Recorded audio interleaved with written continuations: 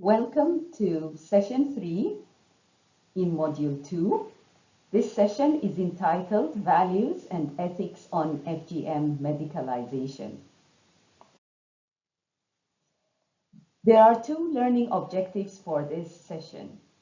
The first is to understand why FGM medicalization should never be done, and we will go through the ethical standards that healthcare providers need to abide by, and the importance of knowing the existing laws on FGM within each participant's countries. The second learning objective is to know how to respond to requests for FGM medicalization. The session will be presented as follows. We will have a brief refresher on FGM medicalization, then go on to professional code of ethics and some important areas to learn about the FGM legal status in your country, and arguments on how to respond to FGM medicalization requests, and we end with a summary. So let's begin.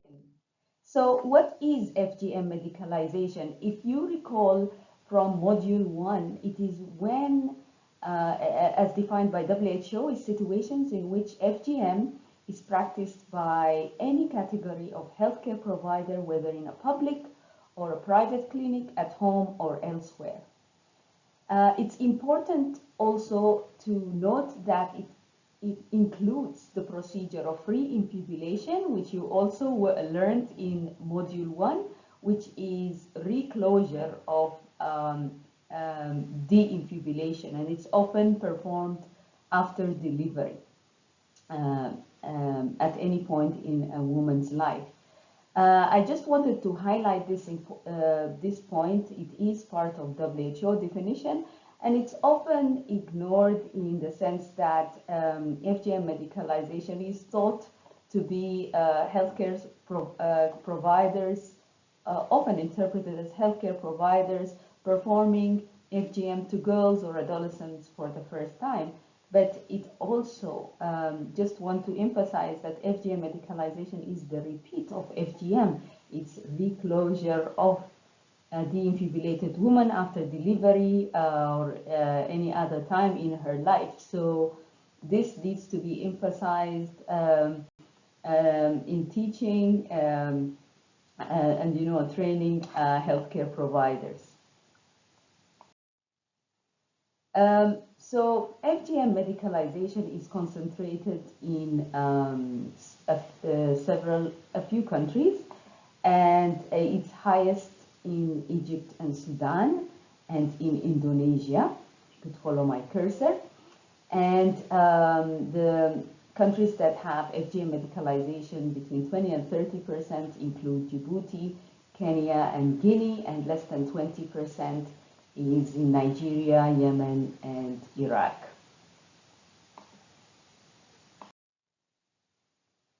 The motivations for FGM medicalization are several.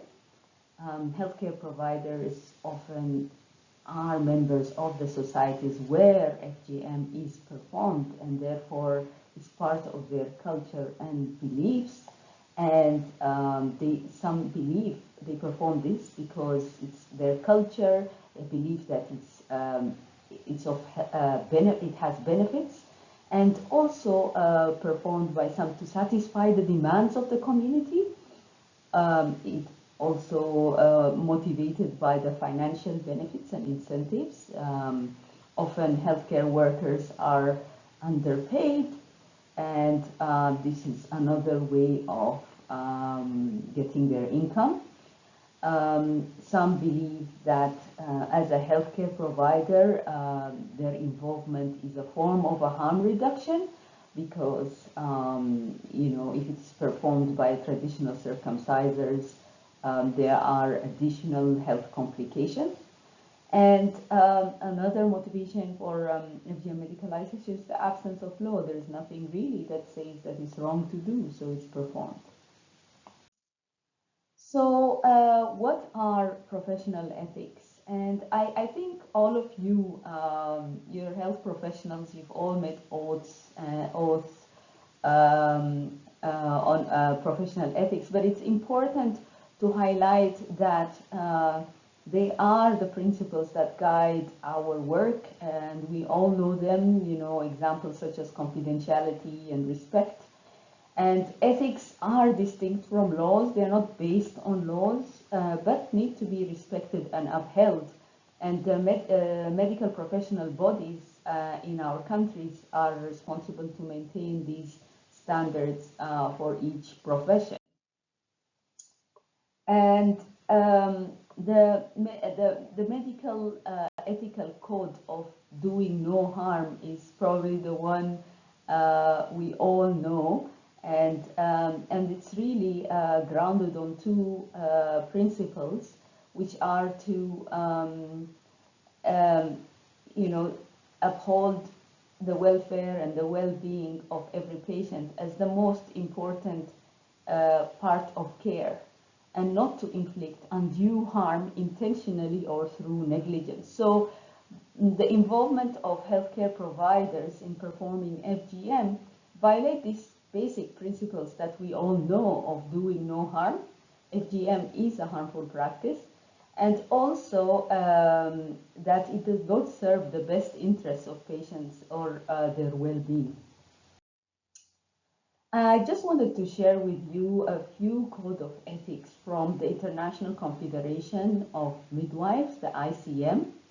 The one ICM statement states the role of midwife is to improve the standard of care provided to women, babies, and families throughout the world. So this means that midwives are supposed to uphold the well-being and care for women and not harm them by performing FGM. Another statement says midwives provide care for women and childbearing families with respect for cultural diversity, while also working to eliminate harmful practices. FGM is a harmful practice, and midwives here are encouraged to actively work to prevent and stop these harmful practices.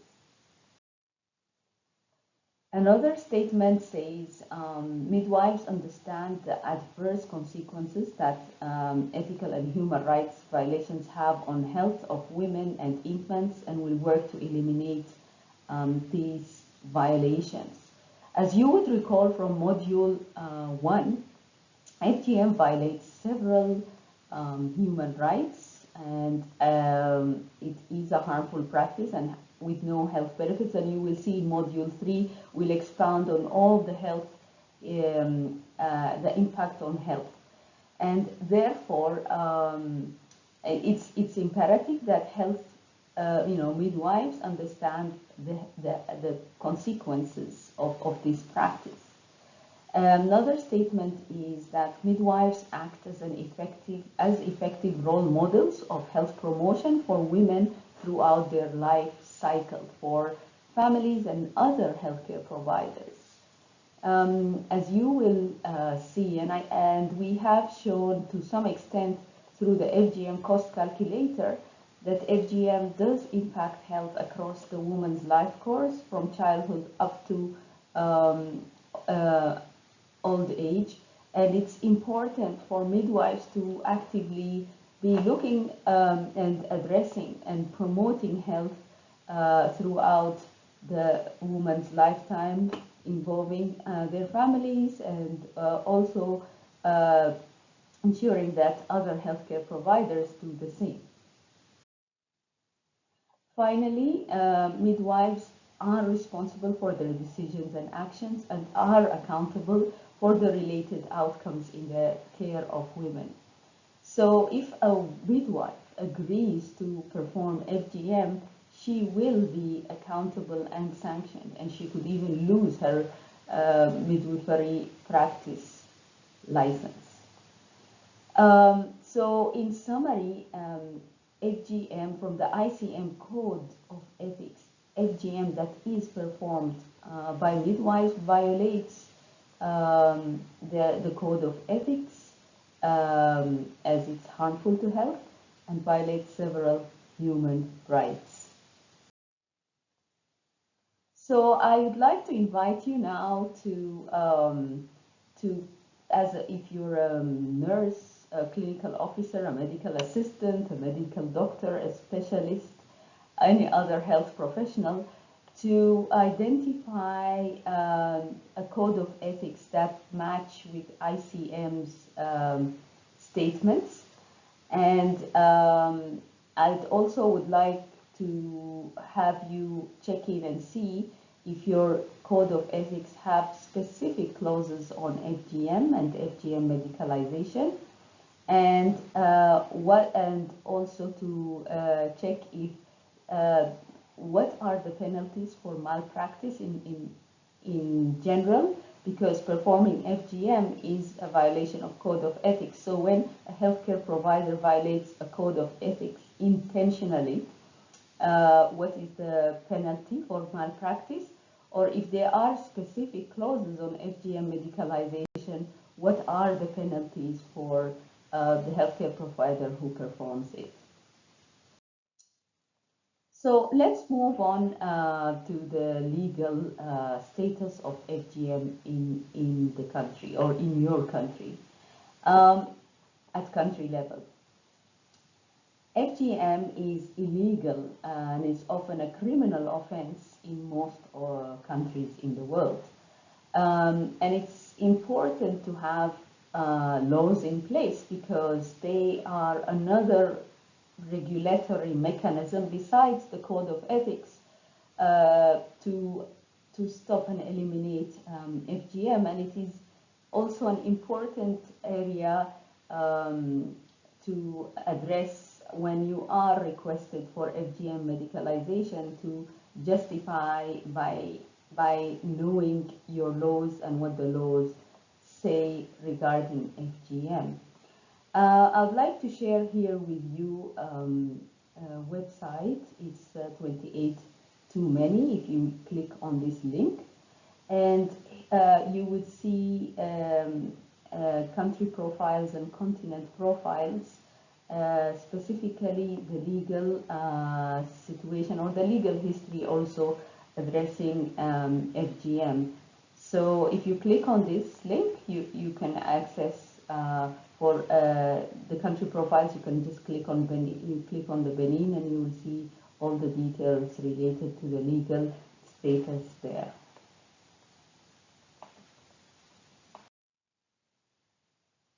It's really important as a healthcare provider to know the FGM legal status in your country.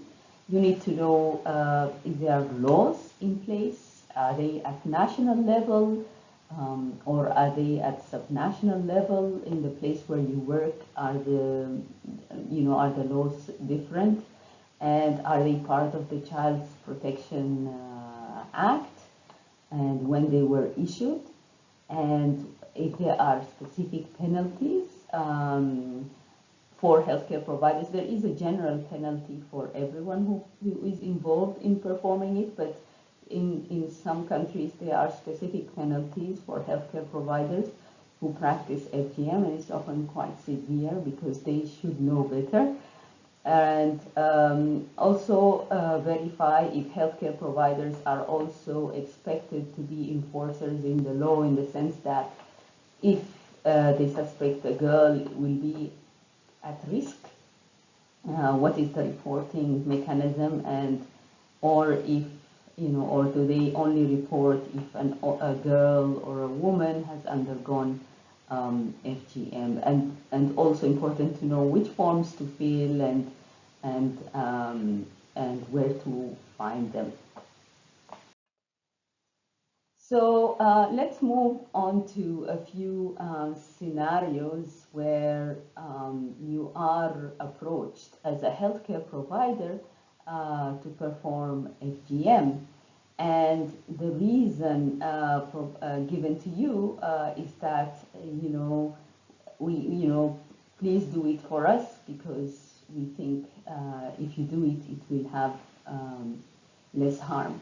So the exemplar answer is supposed to be, or at least practice to say that FGM is not a safe procedure, it has no health benefits, and we as healthcare providers should do no harm. It's not do less harm, it's do no harm. In a respectful manner, decline with this argument. Another argument to use is law. Unfortunately, for example, I cannot accept your request. FGM is illegal in this country. No one should perform it, and those who perform it will get into serious trouble with authorities. Another argument a healthcare provider could use is the professional ethics, by saying, as a healthcare provider, my role is to provide the best possible care to my patients and do no harm. FGM is harmful with long-lasting effects, and by doing FGM, I would be harming. Another argument is the health argument. FGM can seriously affect health and in some cases can lead to death. So as a healthcare provider, my duty is to improve the well-being and cannot do otherwise. Another final argument that could be used or shared with those who request this from you is the rights angle. So your response could be FGM violates several human rights, which goes against our duty as healthcare providers to ensure the right to health, the right to life, and children's rights. And it's really important to highlight here is that when you are approached and requested, you have to use this person-centered approach in communication, where you would try to understand the patient's or the client's point of view and respond to them in a respectful way with an alternative argument as to why you cannot perform that. So in summary, FGM medicalization is when FGM, that includes re-infibulation, is performed by healthcare providers. FGM violates all health professional code of ethics. It violates the laws in most countries. And it's important for you as a healthcare provider to know your professional code of ethics clauses that relate to FGM, because you would use them if they approach you, and the legal situation on FGM and your role as a healthcare provider to uphold the law and to on reporting, and be oriented on the reporting forms. Finally, and I can't emphasize this more, it's to respectfully use a person-centered approach in communication, to decline FGM medicalization requests. Tailor your response according to what the person is telling you. You don't give a standard statement.